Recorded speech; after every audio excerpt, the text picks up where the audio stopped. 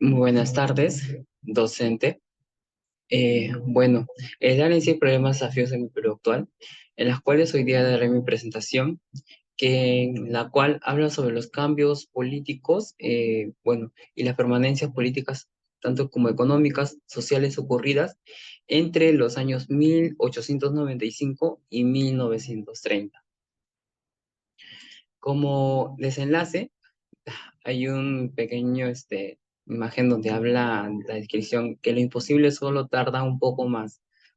Bueno, es una frase de José Luis Molina, que en las cuales me puedo captivar un poco más. Y trasladándonos al tema de la introducción, al tema del desarrollo, que habla que al pasar hace 200 años después de lograr nuestra anhelada independencia en nuestro país, el Perú ha tenido que pasar por muchos momentos críticos en nuestra vida,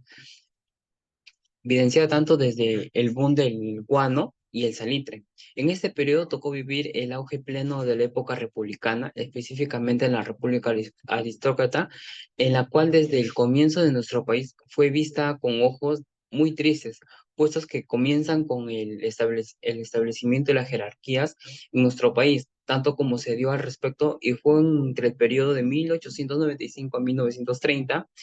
el periodo de la inestabilidad económica, política y social, sobre todo el tema de los menosprecios a la clase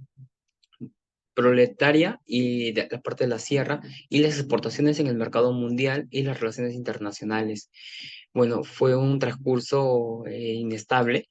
en las cuales también los cambios y permanencias en el Perú en estos 2 años, entre estos años, el periodo comprendió entre 1895 y 1930 que el Perú fue una época profundamente transformada en los ámbitos políticos, económico y social. Para comprender la mejora esta política cruda, es necesario analizar tanto los cambios que se dieron como las permanencias que persistieron a lo largo de nuestras décadas. Como conocimientos políticos, tenemos que los ascensos civilismos tras la derrota en la Guerra del Pacífico, la, la anarquía civilista liderada por Emanuel Prado y luego por su hijo José Prado tomó unas riendas en el país e implementaron reformas como la profesionalismo del ejército y el centralismo del poder y la promoción de la educación política, donde estos aparecieron nuevos actores políticos de la clase obrera y urbana, dando unos movimientos ideogenistas que comenzaron a organizarse eh, por exigir sus derechos, desafiando un orden oligárquico. Tanto la condición y el caudalismo, a pesar del auge civilista y el caudillismo regional, se mantuvo fuerte, especialmente entre esas zonas rurales, como figuras como Augusto Leguía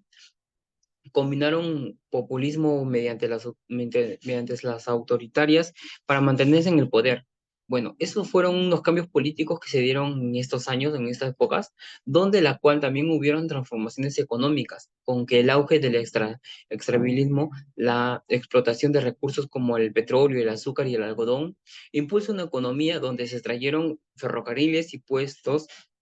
para facilitar la exportación también, dando así una dependencia a capital al extranjero de las empresas extranjeras, donde dominaban los sectores tanto claves como la minería como el petróleo, y fueron así controlando gran parte de las riquezas nacionales en el crecimiento tanto de la industria, la manufactura nacional, que dio un aporte en una Primera Guerra Mundial, ¿no? Consiguiendo así algunos aportes.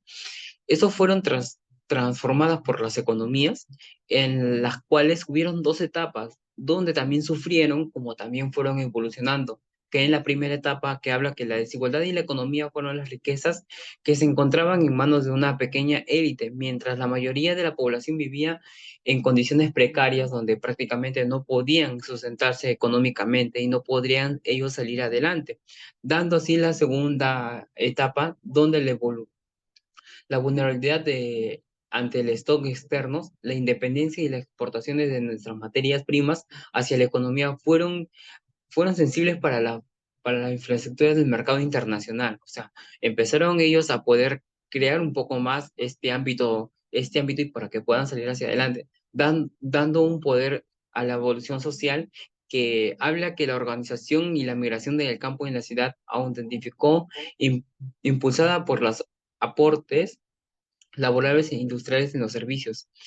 Como ello y como ente tenemos cuatro puntos, que en las cuales establece el crecimiento de la clase obrera. Esta clase, por ejemplo, la industrialización de género, una nueva clase social con una mayor conciencia de sus usos y sus derechos, que se amplió. Luego vino el empoderamiento de las mujeres, que ellas también destacaban, que empezaron a comenzar a participar en la vida pública, especialmente en el ámbito tanto como educativo y tanto como laboral. Luego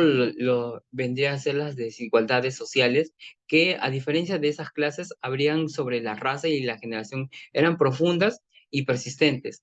Y para, bueno, culminar la discriminación racial. Esos fueron entre las partes colectivas entre los indígenas y los afrodescendientes, que encontraban discriminaciones, impulsos de diversos aspectos en sus vidas, entre estos años donde prácticamente el racionalismo